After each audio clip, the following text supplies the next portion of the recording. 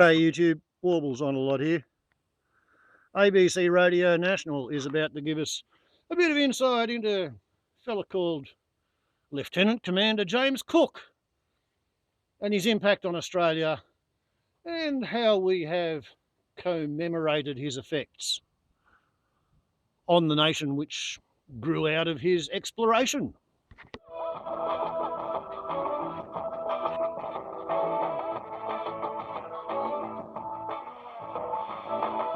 Hello, I'm Paul Barclay. This is Big Ideas on Radio National. Today, reflections on the 250th anniversary of the arrival of Captain James Cook to Australia. Alison, you've spoken to historians, to traditional owners, to curators, and you think that perhaps history has been a bit too unkind toward Cook, as distinct from, say, Joseph Banks. How so? Well, I always thought Cook was the bad guy, growing up as an Indigenous woman, especially in South Sydney, where, he was the catalyst for the destruction of my people and our culture. When actually I think history has been very unfair to Cook. I think he actually comes from a working class background, and the thing that really changed my view of Cook, to be honest, Paul, was I was reading his diaries, and I think it came from all of his experiences up and down the East Coast. As he sails off the tip of Cape York, he writes this entry, his reflection on the natives of New Holland, as being some of the happiest people on earth, that the land and sea would provide them everything they would ever need, that they live without the inequality of our condition. Alison Page, descendant of the Walbunga and Wadi people of the Yuin Nation and prominent Aboriginal designer and storyteller. 2020 marks 250 years since British explorer and naval captain James Cook arrived in Australia as part of his first Pacific voyage. He and his crew from the Endeavour made landfall on April the 29th, 1770, at a place he named Botany Bay. It was here Cook had first contact with the local Indigenous people, the Gweagal, and the rest, as they say, is history. Some of it contested history. It's difficult to dispute that Cook's arrival 250 years ago was a momentous event, or that the anniversary provides an opportunity to examine and discuss what happened after that fateful day. Today, we're discussing Cook's exploration of Australia, his interaction with Indigenous people, and how we've historically commemorated his arrival. As well as Alison, I'm talking with historian Kate Fulliger from Macquarie University, author of The Warrior, The Voyager, and The Artist, 3 Lives in an Age of Empire, and historian Kate Darien-Smith, Executive Dean and Pro-Vice-Chancellor at the University of Tasmania. This conversation was presented by the State Library of Queensland and The Conversation. It was recorded in May. Alison, I thought I'd come to you first of all. You're an Indigenous woman, and I understand you grew up around the Botany Bay area, that part of Australia where Cook first stepped ashore. What's foremost in your mind at this moment as we look back on 250 years? Well, I was sort of actually looking forward to this year, which was slightly hampered by a particular virus that I won't mention. But what I was excited about, Paul, was just Australia having the opportunity to learn its true history, because really, to be honest, I think we've been ripped off.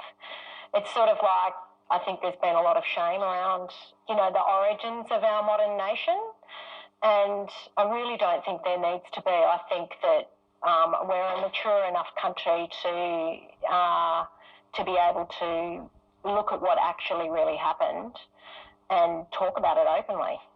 Yeah. What should we be thinking about in terms of the enduring meaning and legacy of Cook setting foot, do you think?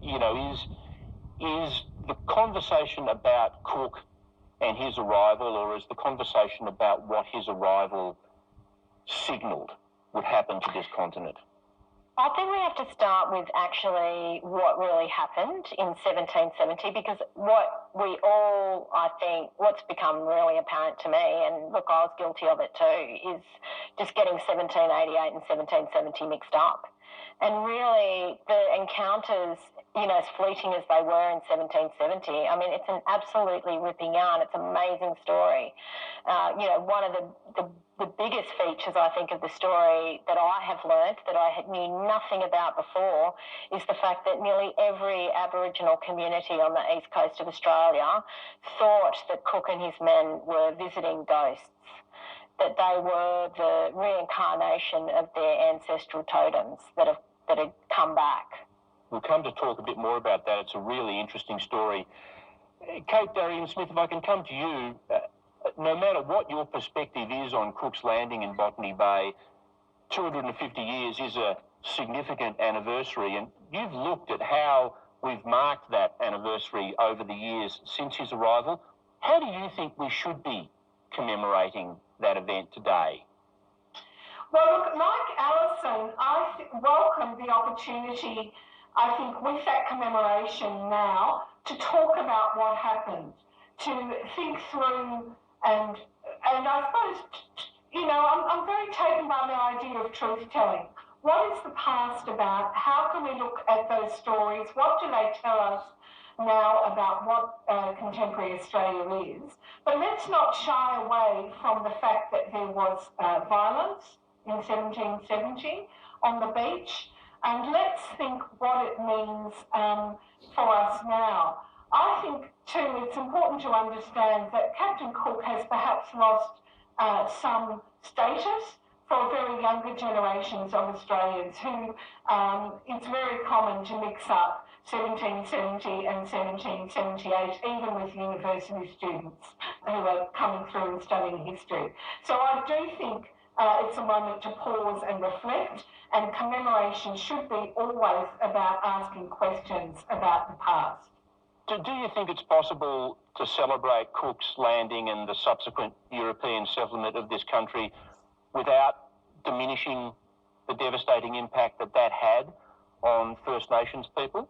I think that looking back from our perspective right now, we can't separate out events and their implications and what happened. At the same time, I think all of us would agree that Cook as a person was a remarkable navigator, and it's a remarkable voyage for its time. But I think to actually separate out what happened at Botany Bay and what that means now is a false separation. We can't do that from our perspective. Kate Fulliger, do you think our commemoration of Cook's Landing still buys into the myths of empire and the mythology of Cook discovering Australia? I mean, which was what I was taught at primary school. How much of that mythology do you think continues to exist today at the 250th anniversary?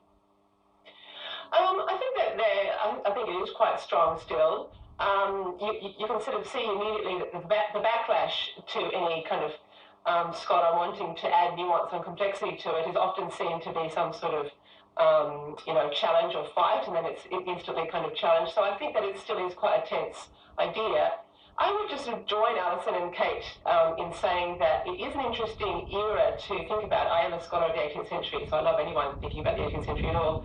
But one thing that my research has shown that we do need to question a bit more, and this is an extension of questioning kind of the discovery kind of theme, is even the idea of him being a solo navigator.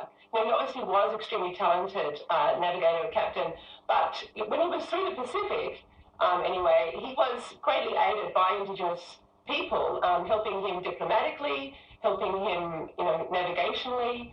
So I'm interested in finding out how Cook operated amongst a crew of his own men and amongst islanders, which he constantly had to negotiate with, almost every day of that Endeavour voyage. And so once we think of Cook embedded in a kind of rich social context, to me he becomes more interesting.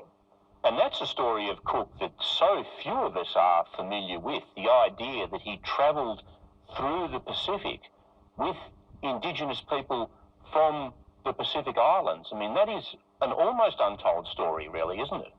I've noticed in the last couple of years when there have been there were sort of quite a lot of Cook commemorations in 2018 when the Endeavour leaves Britain, so the British institutions were interested in that date more than 2020. And most institutions did try to incorporate biographies of Tupaia, who was a Raetengan islander who joined Cook's voyage when they were in the Tahitian archipelago, and therefore stayed with Cook when he headed south to Aotearoa and over to Botany Bay, and he was with Cook all the way through his journey up the Barrier Reef. And I did notice that the British Library, the British Museum, and particularly the New Zealand institutions, when they had their commemorations, were interested in him. But probably beyond the last couple of years, people haven't thought about how Cook really relied on and interacted with, in a generally positive way, in terms of the islanders who joined his crew, and how important that had been. Yeah, we'll talk more about that in a moment. It's a fascinating story. Alison, you've spoken to historians, to traditional owners, to curators, and you think that perhaps history has been a bit too unkind toward Cook, as distinct from, say, Joseph Banks. How so? Well, I always thought Cook was the bad guy, you know, growing up as an Indigenous woman, especially in South Sydney, you know, where, like, he was the catalyst for the destruction of my people and our culture, when actually I think history has been very unfair to Cook. I think he actually comes from a working class background, and you know, the thing that really changed my view of Cook, to be honest, Paul, was I was reading his diaries, and they're a pretty dry read, to be honest with you, except for this one entry, and I think it came from all of his experiences up and down the East Coast. You know, as he sails off the tip of Cape York, he writes this entry, his reflection on the natives of New Holland, you know, as being some of the happiest people on earth, that the land and sea would provide them everything they would ever need, that they live without the inequality of our condition. And it just had me kind of, I think, that was a really human sort of moment for me, where I actually looked at, you know, here's a man from Georgian England in 1770 that kind of got it. He got blackfellas. He sort of got our cultural values and where we're coming from, our connection to country. And when you do look into his encounters, especially in Cooktown, our ecological connection to country and care for country would have been very obvious to him. And so that actually turned me and made me think, wow, you know, I think he was actually a decent bloke. And it is, and then I started to think, well, what about those 18 years between 1770 and 1788?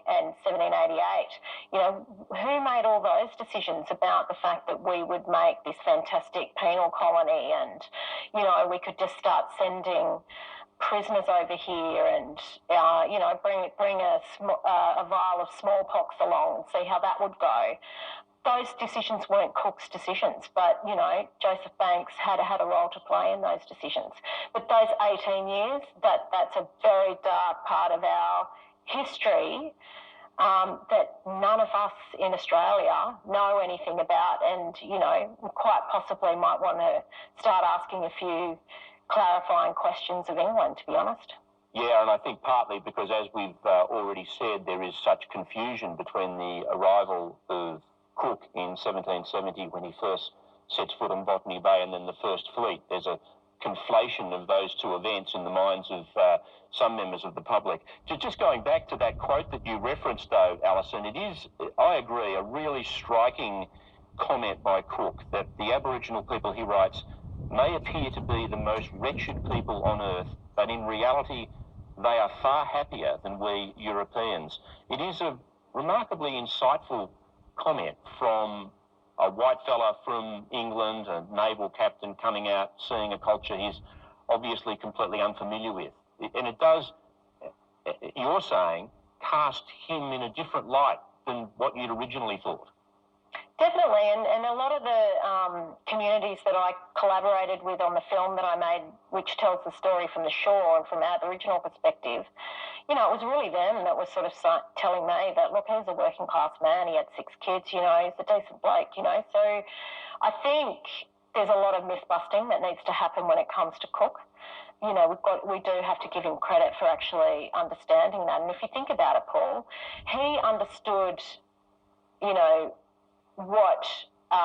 understood a value in Aboriginal culture that really our nation is only just starting to kind of cotton onto now. And so I think he has to be credited for that. Kate Fulliger, as you've already mentioned, Indigenous people travelled with Cook on his voyages through the Pacific, Indigenous people from the Pacific Islands, and this was including on his Endeavour voyages. Tell us a little bit more about that. How many people accompanied him and where were they from?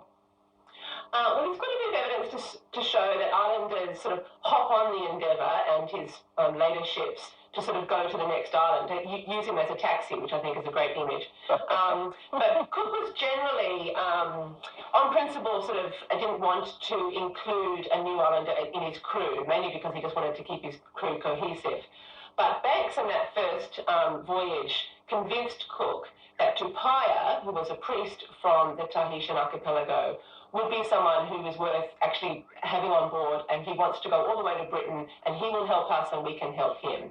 And Banks also had told Cook, I will be completely responsible for kind of chaperoning Tupaia and be responsible for him once we get to Britain. And on those conditions, Cook said fine. Probably by that stage, Cook had also realised that Tupaia was kind of, what he would have called a Renaissance man. He seemed to know a lot about different island cultures. He seemed to know a lot about seafaring. He clearly was a very experienced kind of nautical man himself, and he just had a lot of wisdom to impart. He also understood quite a lot of English, and he also understood quite a lot of English art forms. So on that basis, Cook was, he knew that this was going to be a bonus for him. So he includes Tupaia from Tahiti, and when they traverse down to Aotearoa, Tupaia actually maps all the islands that he knows around, from between Tahiti and Aotearoa. And scholars today think it does match up remarkably well to what Western cartographers have come up with. So that's kind of remarkable. There is evidence to show, well, that does suggest anyway that Tupaia himself had traversed those kind of distances in his own watercraft, or at least had heard ancestral tales about them. So he goes to Aotearoa. He makes Cook's life a lot easier when he's in Aotearoa, in terms of he can speak quite well to Maori people because they realise there's a linguistic connection. So Cook is a big beneficiary. And then he's with him in Botany Bay and then in Cooktown. Unfortunately, Tupaia is suffering what looks like scurvy in both Botany Bay and Cooktown, so he's not quite as part of the story as he'd been in Aotearoa, but he is part of it. He has a beautiful sketch of Aboriginal people from Botany Bay that he leaves us today in the records. And he did try very hard to kind of communicate with people in Cooktown, but unfortunately his ill health was a problem there. And unfortunately, when he gets the better of him, when they move on after Cape York to Indonesia, and he dies there. So Banks doesn't get his wish and having a Pacific Islander in Britain with him. Mm. It's from that Banks's disappointment that he couldn't get Tupaia to come all the way to Britain that he urges Cook to get another Pacific Islander on his second voyage, and that also happens then. We're at the State Library of Queensland discussing the 250th anniversary of the arrival of Captain James Cook in Botany Bay. I'm talking to Alison Page, Kate Fulliger and Kate Darrian-Smith. Kate Fulliger, just talking about the other person that spent some time, the other Indigenous person who spent some time travelling with Cook throughout the Pacific, an islander by the name of Mai or Omai. He accompanied Cook, I understand, for the longest period of time. Who was he? So Mai was also from Raiatea, also the island that Tupaia had come from, and both of them had been displaced by inter-Indigenous conflicts. So they both were in Tahiti when Cook encountered them. As I've said, Tupaia had been the very kind of highly skilled priestly navigator that had gone on Cook's Endeavour voyage, but had not survived. Now, Banks was not on the second voyage, but he did tell Cook, if we could have that opportunity again, that would be great. And I would, again, chaperone anyone who came to Britain that you would wanted to bring back. So Cook knew this. So when he encountered Mai, a similar type of person in some ways to Tupaia, but he had not been a kind of high-ranking priest, then Cook allowed him to be on the Adventure ship, which was on the second voyage. And very similar to Paya, had helped ease some diplomatic negotiations with other islanders through the Pacific. That voyage sort of skirted Australia and landmass, though, and went back to Britain. And he did go to Britain. Interestingly, there he meets Banks, who inoculates him against smallpox. It's the first thing that he does, because there had been quite a low rate of survival of American Indians who had gone to Britain because of that one disease, and we're all so much more aware of diseases and vaccines right now. So Banks, had been an early fan of inoculation, as it was called then, and Mai survives it. And so he survives the whole 2 years in Britain as well, and then goes back to Tahiti, or to the Tahitian archipelago, with Cook's third voyage. So spends, gets to know Cook very well. Cook gets to know him very well too. So he spends 2 years in England. That's right, and because, well, partly because of who he is, he's kind of someone that is the first Pacific Islander to ever be in Britain, so he causes his own splash.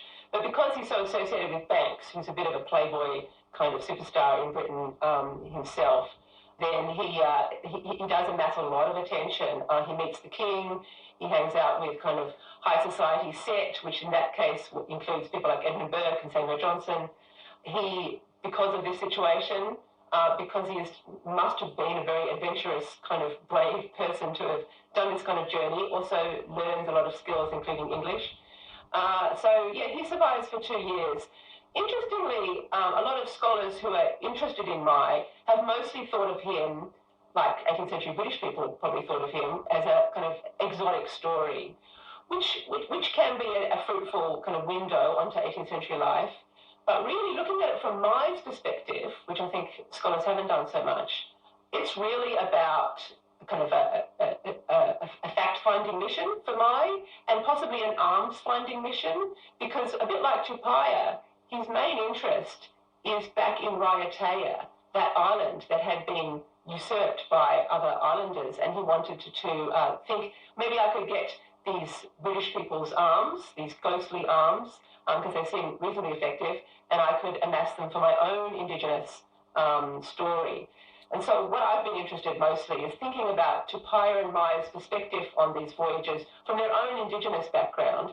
Their own motivations were about their own island contexts. They weren't necessarily interested in, being great global navigators or being, discoverers with a capital D. They had other motivations, and history becomes so much more complex and interesting when we can think about the multiple motivations and contexts going on at the same time. Well, you can see what Cook would gain from travelling with Indigenous people from the Pacific who, as you say, know the oceans, can act as interpreters, can introduce them to other islanders. It makes it much easier for Cook. In fact, it makes them almost indispensable, in fact, for Cook and co. But I was interested in what their agenda was as Indigenous people. Was there something in particular? Was there some thing that they were trying to achieve by using Cook, if you like, to allow them to further their own ambitions? Yeah, well, as I said, I think both of them, because they come from Raiatea, and Raiatea is in a very tricky situation in the 1760s right through to the rest of the 18th century, because it's been taken over by Aborigines. And so I think both of those travellers on the two different voyages are mostly motivated to think about what could you take from the British Empire to aid one's own personal kind of restitution efforts. On top of that, though, I think it's quite clear that Tupaia has so much navigational knowledge and is such a revered person, particularly when he goes to Aotearoa, that he probably also has an agenda of traversing the Pacific again, as he probably has done, and so kind of adding on to his expertise in Pacific travel. For Mai, who had certainly island hopped around the archipelago, he may not have ventured beyond the archipelago, but his ancestry, of course, is steeped in long voyage settlements. That is how the Pacific is settled, and he knows that coming from a sacred island of Raiatea, which is seen to be a very central island in that history. To hop on board a craft and to commit to going to extremely long distance is part of his ancestral background. So it may have been a once-in-a-lifetime epic kind of going to the moon kind of scenario for British people, it's interesting to think that for Pacific Islanders, crossing an entire ocean is just naturally part of their history. So again, it jolts our perspective to think of it in these two different ways at the same time. And Alison, it jolts our perspective of Cook too. I mean, I don't know how much you were aware of this, of Cook travelling throughout the Pacific with Pacific Islanders, Indigenous Pacific Islanders. It's news to me. Is it something that you're aware of? Does it perhaps gel with your idea that Cook is a bit more of a complex figure than we've come to think of him as? Well, it sounds to me, I mean, I didn't know any of those stories, Kate, and it just sounds to me like, you know, he obviously really opened his mind and learnt a lot over those different voyages because, you know, I think the great shame, you know, about what happened in Australia in 1770 is, you know, Cook was mapping a country that was already mapped and he was naming places that were already named, and he brought with him a scientific vessel that was about to collide with a system of trial and error and observation, that is traditional knowledge, that, you know, is the reason why Aboriginal people were so successful here for so many thousands of years. And so if I could go and stand back on the beach with him, you know, it would have been amazing to have the true meeting of minds, you know, that, you know, would make Australia a very different place today, I'm sure. That's a journey of learning that I think he embarked on, but, you know, with his untimely death. Yeah, Kate, Darian Smith, if I can bring you back into the discussion. I mean, you've been looking at the history of how we've commemorated Cook's arrival here, and we have indeed been commemorating it for, well over a century, in fact. But a theme, it would seem, of the past commemorations have been very much about reinforcing some of those imperial British narratives and the narrative too that Cook peacefully claimed the continent. Would that be a fair assessment of how we've commemorated his arrival in the past? And I'm also curious about when that started to be challenged. Yes, look, I think that what's very interesting to me is that Cook's arrival was commemorated as early as 1822 when a plaque was erected at Cornell. So there's very much a sense, you know, this is only a few decades afterwards of how significant that event was. And throughout the 19th century, there are reenactments and commemorations.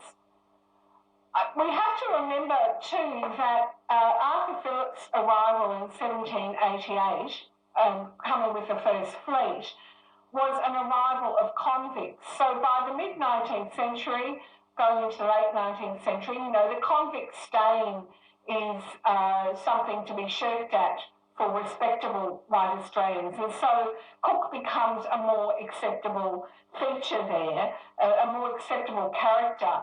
And there's big commemorations of Cook happening with such events as in the 1888 Centennial Federation and going right into the 20th century. But they were also, there were disputes in particular, and there were protests that were certainly happening, particularly in the 20th century. In 1970, which was the bicentenary of Captain Cook's landing, you know, Australia and other parts of the world seemed to go crazy with a kind of Cook mania, and there were a lot of commemorations or pageants to mark Cook's arrival right around Australia, not just at the coast. And the Queen came along, and at Botany Bay there was a big commemoration and a reenactment of what had happened on the beach. And what was important about that 1917 commemoration was that this was a fully televised event and quite dramatic. And I think that image of Cook walking up the beach, putting his hand out, becomes one that is very much associated with a performative part of those reenactments. But in 1970, the so-called celebration of Cook was also marked by Indigenous protest.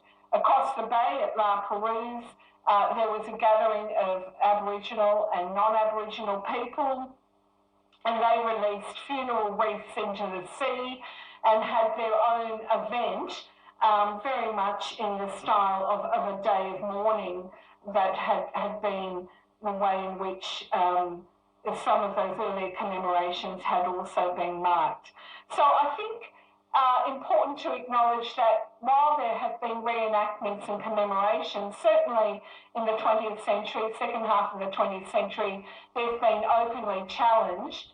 And again, to return to that issue about thinking about Cook now in 2020, we need to think about the complexity of the stories and the different ways in which that arrival in 1770 is remembered and commemorated and challenged, I think. Have we deliberately airbrushed out of the story, though, some of the less convenient parts of it, like the fact, for example, which I don't think we've mentioned so far, that Cook actually shot at Indigenous people upon his arrival? Yes, look, I think in those reenactment events, and certainly in the narratives and the stories about Cook that were taught in schools, there's no mention of the violence that occurred on the beach at Botany Bay. Cook himself, as he recorded in his journals, did take his gun and did shoot at Aboriginal people, two men coming forward. There was a violent encounter, and a shield that was held up by one of the men, which now sits in the British Museum, does have the marks of the bullet that was fired. So I think, yes, it's very much a particular story.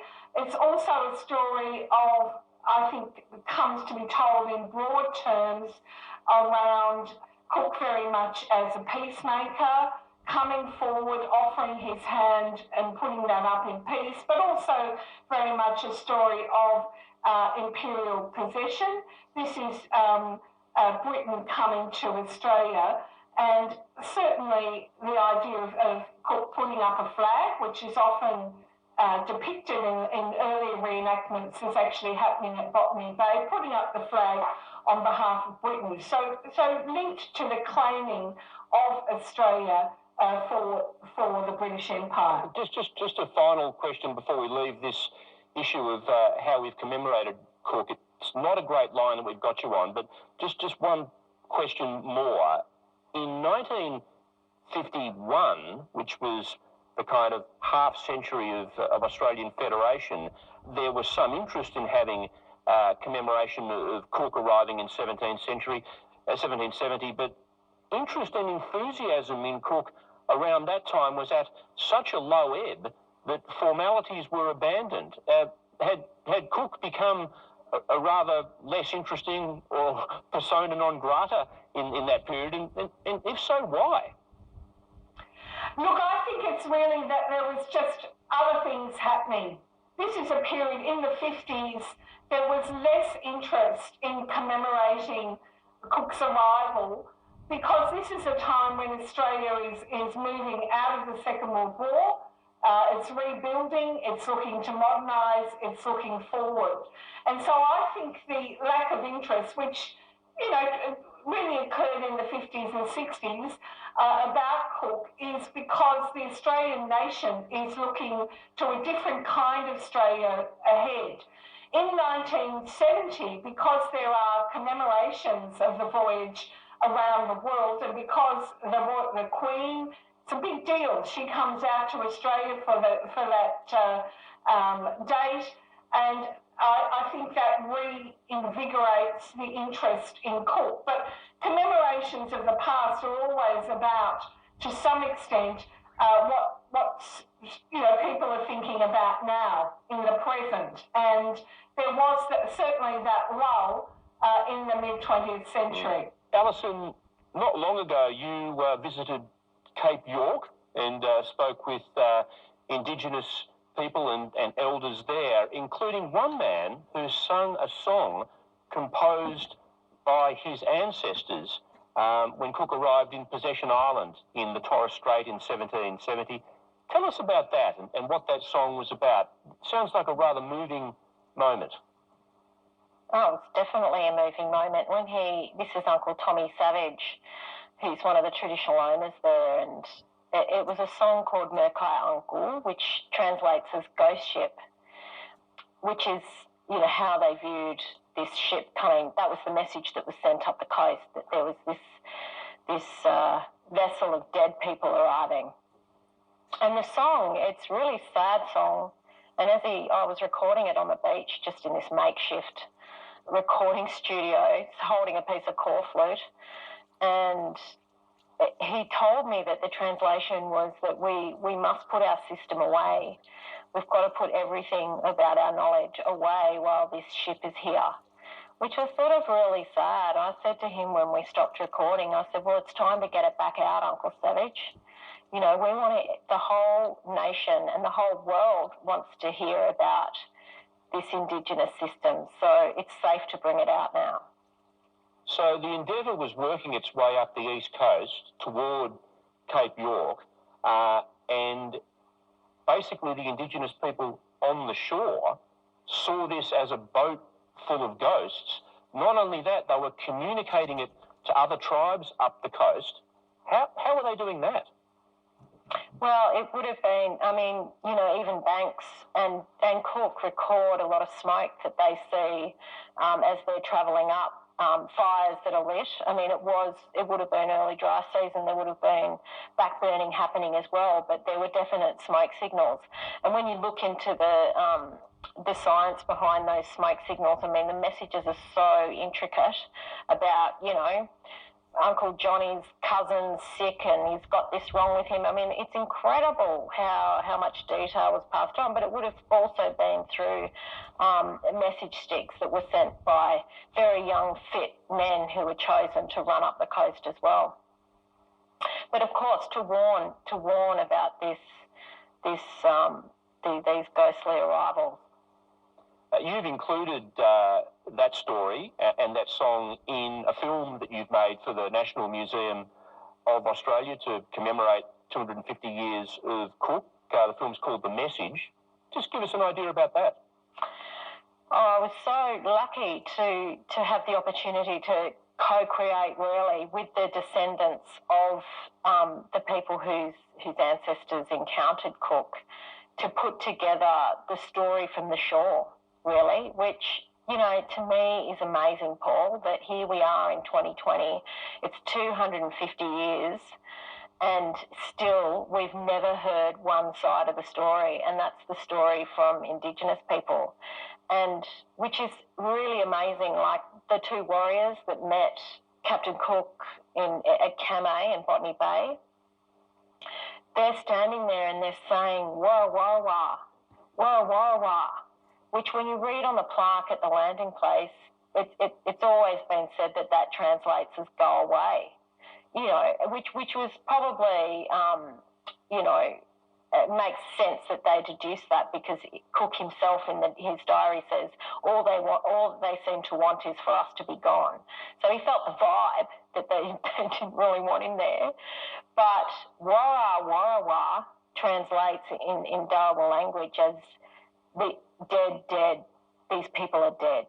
So these warriors would have been yelling out to their own mob who were up in the bush to say, here are these ghosts, these people are dead, which is why when Cook and Banks, they spend 8 days in Biame, and they're trying to give gifts, because Cook's orders, he had to get permission, but they literally ghosted Cook and Banks, They tried several times to make friends, but they just got ignored. And that story continues all the way up the coast. And to me, that's absolutely amazing. I didn't even know. I call myself a concrete Koori, Paul. Like, I grew up in the middle of the city. I didn't really know anything about our beliefs about reincarnation. And I don't think any Australians do. But when you start to hear the story from the shore and how the perspective of Indigenous people, like when Cook and Banks catch 12 female turtles in Cooktown, and the Guguyamatha people are so angry about it, and they surround Cook and his men and they light a big fire. I mean, think about that. That's a climate protest. That's environmental action going on in Australia in 1770. And to me, that is something that this country should just be so proud of and embrace and be teaching to all of our kids. I went into my kids' Year 3 class last year because it's on the Year 3 curriculum. And when I told that story and I mentioned about the female turtles during breeding season, and then there was an audible gasp. You know, the kids today, they get it. And so I think that's, you know, why we shouldn't shy away from our history. Our history shouldn't be seen as a dirty little secret that we can, you know, like the black armband view of history that Howard used to talk about. I mean, I think we're a mature enough country to really look at it because it's not our fault. Yeah. Is Cook's legacy more complicated than perhaps we've been wanting to admit? Because it is overshadowed by this terrible devastation for First Nations peoples. And how do we find a way in to having that conversation? I feel even uncomfortable talking about it now because I don't in any way want to diminish the terrible tragedy that occurred after Cook. Is there a way, I suppose, is the question I'm asking, of having a nuanced, complex discussion about Cook? Yeah, look, to be honest with you, if the government didn't have, you know, like want to commemorate Cook so badly for the 250th anniversary, then I certainly wouldn't have been commissioned to make a film that tells the story from the shore. The National Museum wouldn't have been able to be resourced to go around and collect these stories. So we might be sitting here, you know, for another 50 years not knowing the history. So I do believe that we do need to resource Indigenous people more to tell their stories because I think that what's in it for all Australians, it's not just about the truth, which I think is really important and is a really fascinating story and is, whilst there are really dark chapters in it, and I really believe that we have the maturity to face that. I think the conversation that comes after that sort of period of healing is, I think we're able to take the best of Western science and the best of traditional knowledge and start to design a future for ourselves that starts to kind of, you know, see ourselves as a truly ancient nation instead of acting like, you know, the little brother or sister of England and America. Like, I'm really over that because I just think, no, we have survived on this country for thousands of years and all Australians should embrace that as part of their heritage. And I think we do have that opportunity to kind of take the best of both worlds and move forward. Kate Fulliger, I mean, part of the story that you tell of Cook's travels with Indigenous people from the Pacific Islands is a story of, ultimately in the end, Cook betraying at least one of those Indigenous people, of not fulfilling a promise that he thought Cook would fulfil.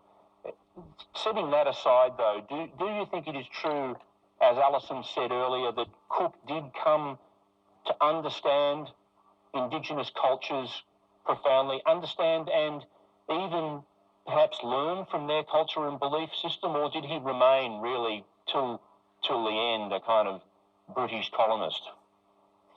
That's a great question. I do think that he was genuinely interested in Islander cultures anyway.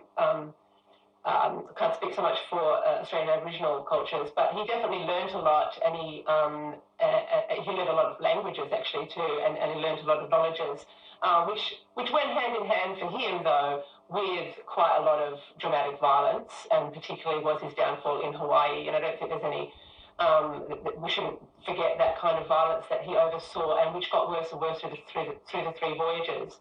I mean, one thing that Cook would have expected himself, having been a veteran of North American conflict, and also what Arthur Phillip would have expected, having also been a veteran of North America, is both of them would have expected, as part of Enlightenment values, to bring a treaty and to have to sign a treaty before you could claim ownership, because that's what had happened in the New World of America. Kate Darian-Smith, if I can just perhaps wrap up with you.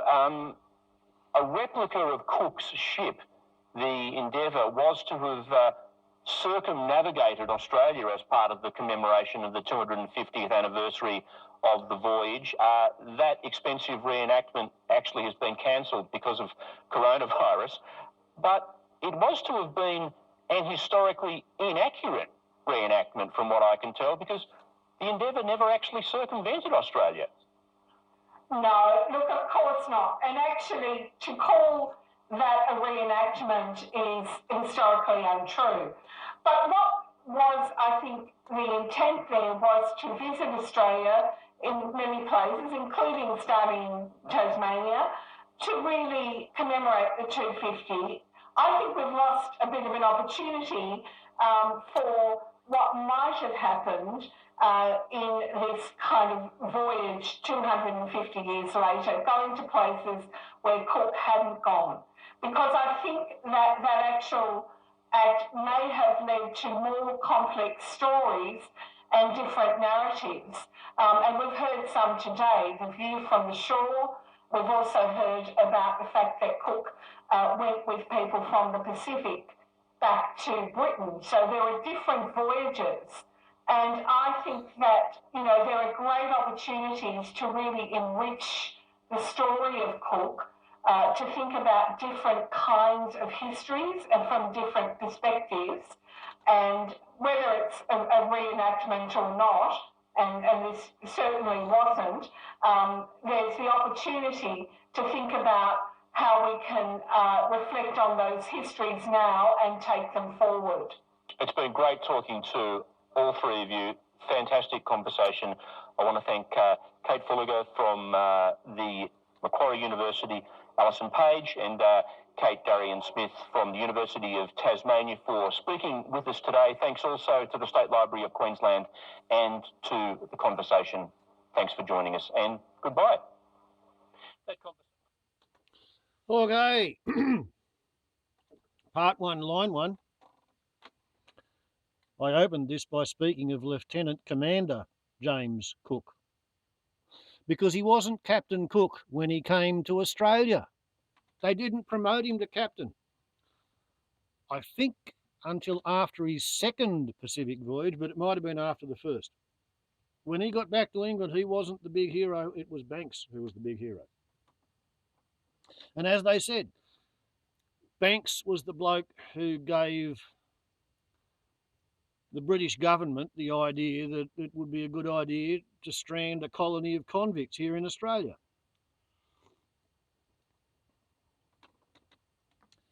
And you heard the historians tell the story of how Captain Cook shot one of the first 2 Aborigines that he met, and that's how come there's a shield, Aboriginal shield with a Captain Cook bullet hole in it in the London Museum, and they still won't give the bloody thing back. For the same sort of reason that at the Australian War Memorial in Canberra, there is no reference to the sheep and potato invasion and the resistance against it. And anybody who can tell you when that bloody invasion finished is a better historian than me going within. They still had a bounty on Aboriginal scalps in Queensland until 1956. That was the last time anybody claimed a bounty. Didn't actually walk into a courthouse with a hank of hair. He was being charged with attempted murder, and he said, no, I wasn't trying to murder anybody. I just wanted to kill him and take his hair and go and get the bounty. That's when they took the bounty off, because it was a bit embarrassing that late in the day to be still paying for Aborigine scalps, just like they paid for dingoes.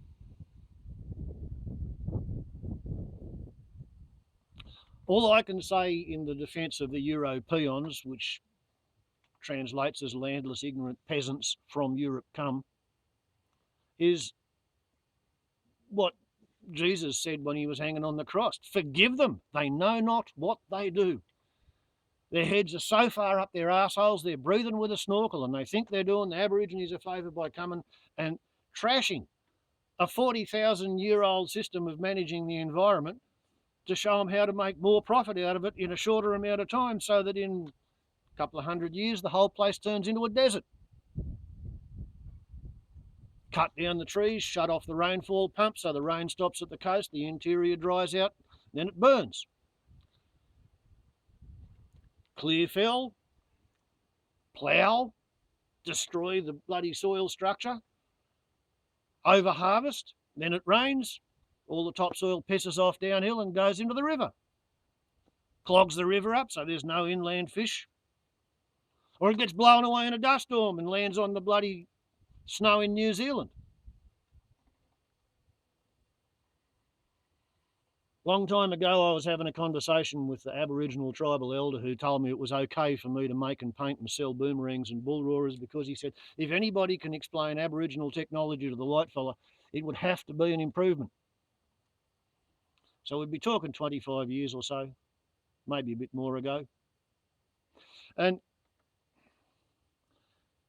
he said, the way we look at it, it's not an Aborigines' job to get rid of Europeans from Australia. He said, that's why Aborigines aren't running around throwing hand grenades and getting machine guns from Muammar Gaddafi in Libya, who was actually offering them a bit earlier on in the piece, around about, I think it was 1988, he was offering to arm any Aborigines who wanted to become armed. But anyway, this particular tribal elder said, the way we look at it, since Biame let the whitefellas come to Australia, and we don't know why Biame, that's the creator God theory of the whole universe, one step up from the rainbow serpent. Rainbow serpent's just the lord of this continent kind of thing. Perhaps lord of the world. Not sure. Debatable point. But anyway, we don't know why Biame said it was okay for whitefellas to come to Australia. We were getting along really well before the whitefella showed up. Everything the whitefellas touched, they've turned to shit. Put the topsoil at the bottom of the ocean, cut down the trees, fed the food plants to their bloody domestic livestock, caught all the fish in the river, and then filled the river up with silt, burnt the country out of season so there's no seed stock for the food plants that the people eat, got rid of the top predator that used to keep all the herbivorous mammals and marsupials in check. It was a stable balance. Introduced cats and foxes, feral horses, feral pigs, rabbits. Like there's nothing that from an ecological standpoint that white people have done in Australia that can be construed as an improvement, because everything degrades the biomass, degrades the biodiversity, and reduces the stable sustainability of the system. The whole goal of white civilization in Australia has been to collect a surplus of something and ship that over to the other side of the world in order to satisfy European and American and Asian market demands. Over there's a whole bunch of people who have overpopulated. They've bred themselves into a huddled mass living on concrete, and they haven't got the wherewithal to feed them or clothe themselves. So we can come out here, pinch this fucking whole continent and put it under sheep and potatoes and grow wheat in an unsustainable manner, and we can sell a lot of wheat. We can pull tricks like they did in Western Australia, where in 1917 they had a royal commission into whether it would be a good idea to cut down all the forests so that they could have a wheat industry. And they got a professor of soil chemistry from South Australia to travel across in the choo-choo train, and he addressed the Royal Commission, and he said, those trees have really deep roots, and they can live on salt water, and each tree sucks up a huge amount of water every day with its deep roots, and that's what keeps the saline water table so far down that you can grow crops. And it means that the rainwater on the ground in rivers and lakes, billabongs, it's all sweet enough to drink. He said, if you cut down those trees, then yes, you'll be able to have a wheat industry for 40 to 60 years, and at that time, the salt will have risen up to the point where it poisons the wheat roots. And then you won't have a forest and you won't have a wheat industry. And you'll have a choice between drinking seawater and sewage, because all your groundwater is going to be one or the other. And that's why in Perth today they have seawater desalination plants consuming huge quantities of electricity, because they wouldn't listen to the science. Because, well, as the Royal Committee said, we cannot allow scientific prejudice to stand in the path of economic progress.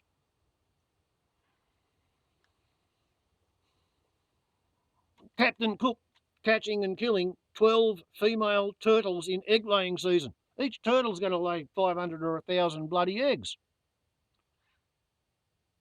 He's got rid of somewhere between 12,000 and 6,000 turtle eggs that would otherwise have hatched and become little baby turtles. And some of them would have survived to become full grown.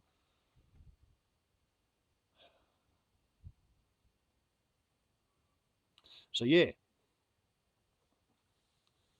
perspectives on Lieutenant Commander James Cook.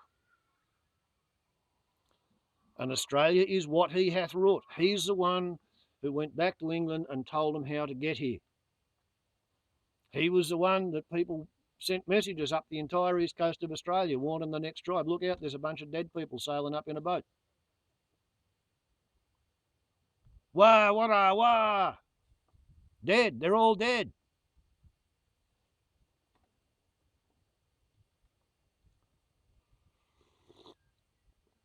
Forgive them. They knew not what they did. That's their excuse.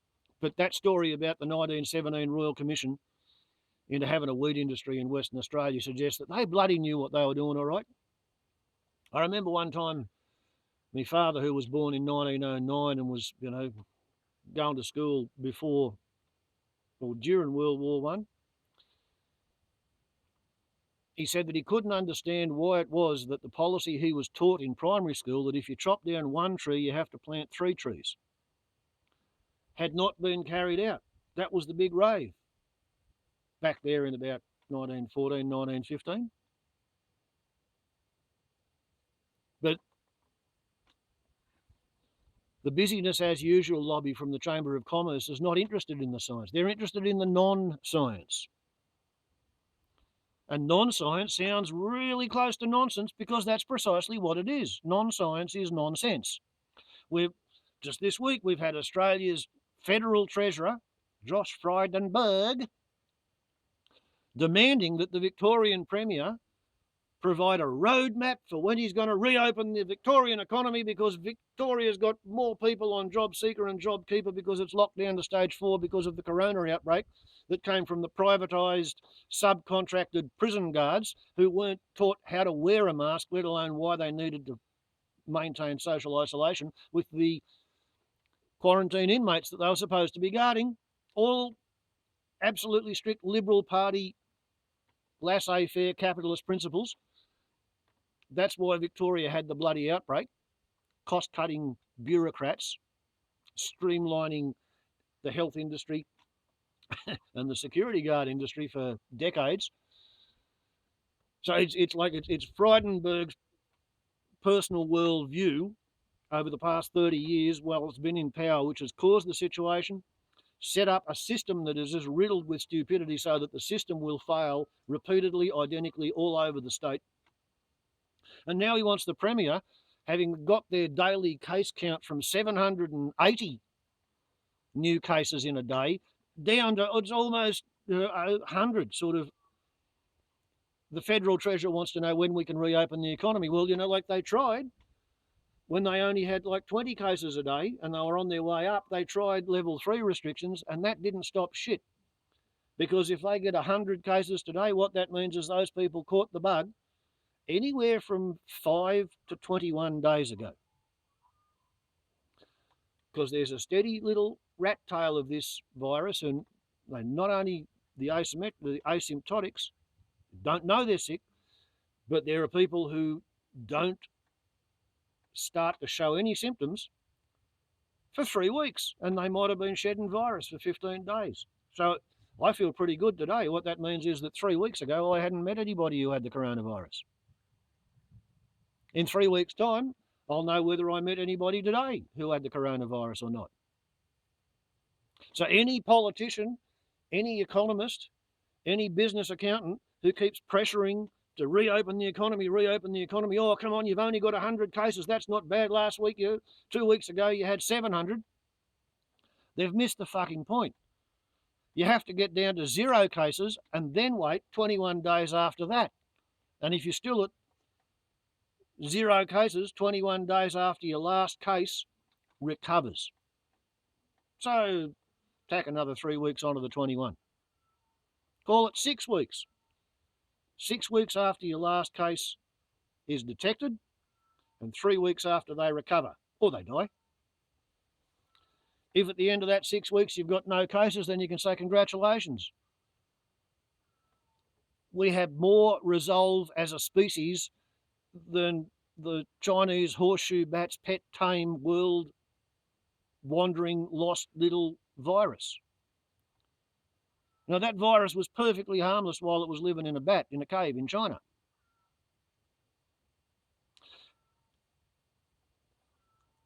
Entrepreneurialism is what caused somebody to go out there.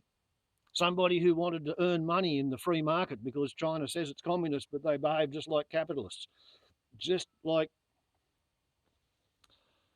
18th and 19th century European laissez-faire, profit regardless capitalists.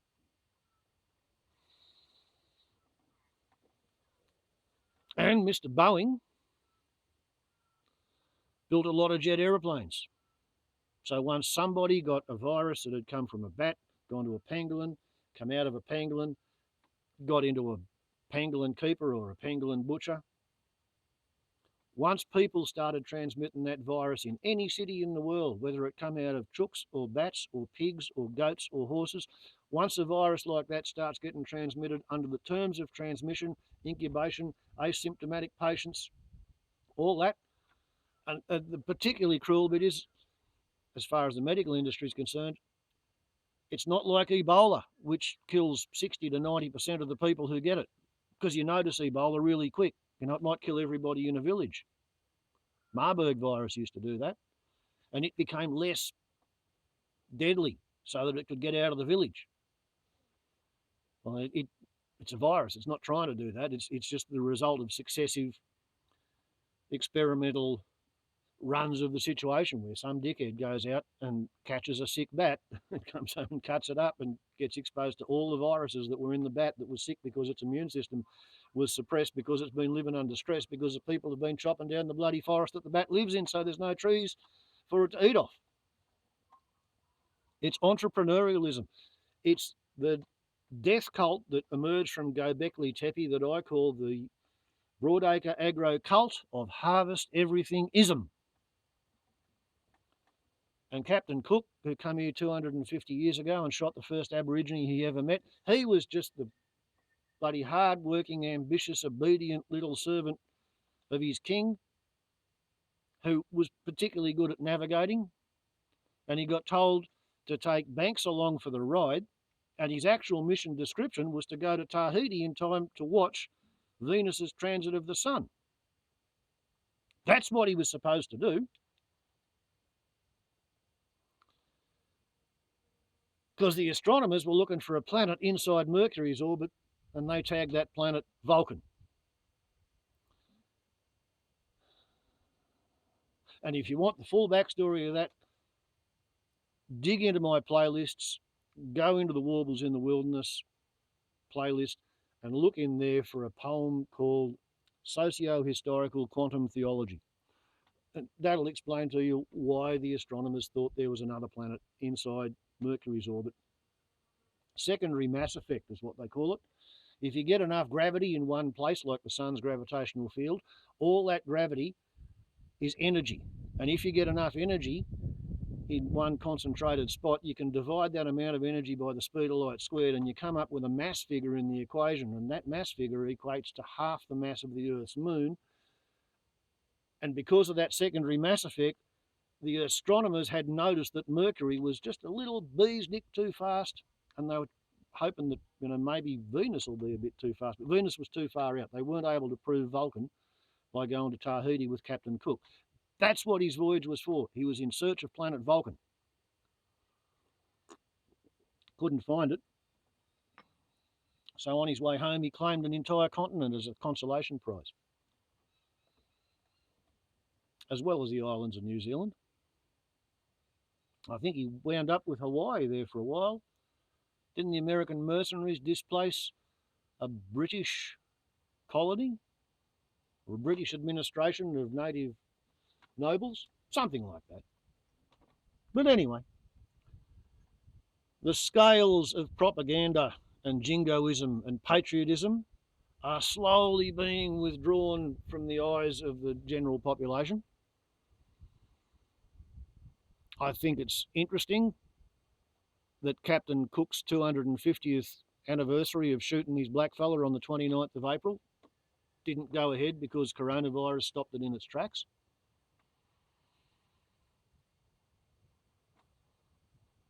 I don't know what the museum thought of the movie that the lady made, View from the Shore. I hope they liked it. I hope they give it a lot of prominence and exposure. So far, the only place I've heard of it is on the ABC, on the radio back in April, and again on the radio, and I think I've seen one or two videos on it on ABC's YouTube channels. There you go. Now you know. Captain Cook wasn't half the arsehole that Joseph Banks was, because it was Joseph Banks who said it would be a good idea to send the bloody convicts out here.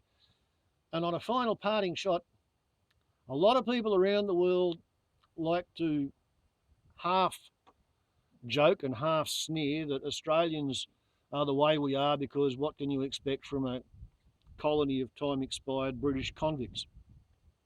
I heard someone say on the wireless the other day that that's absolutely incorrect, because when you come out of the British colonial penal system, you've generally been traumatised pretty heavily. You're going to have a lot of funny reactions and funny ideas, and you're unlikely to be sufficiently functional to climb very high in society, and your kids are going to be born fairly well down the social scale. Whereas if you come out with a British regiment of soldiers, Marines or whatever they had, I think in the early days it was Marines, but then they moved to the British Army. You come out to Australia and serve out your time and then choose to stay here, you've got accumulated back pay and savings, and you emerge into a society with a certain amount of social status and standing. So Australia is not so much a nation of time-expired convicts as we're a nation of time-expired prison guards. That's who made their way in society. The bloody troopers, the free settlers, the people who got into Australia, and because they had enough money to get here and set themselves up on a farm, they were appointed the local magistrate to settle disputes between other farmers and the convicts who had been assigned to them.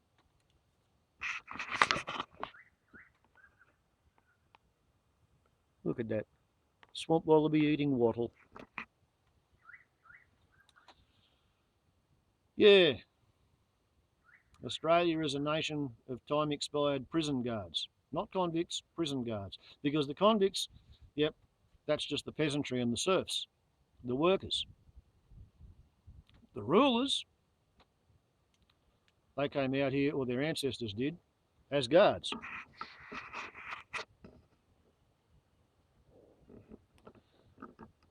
Is she going to have a drink? No, she's got more wattle.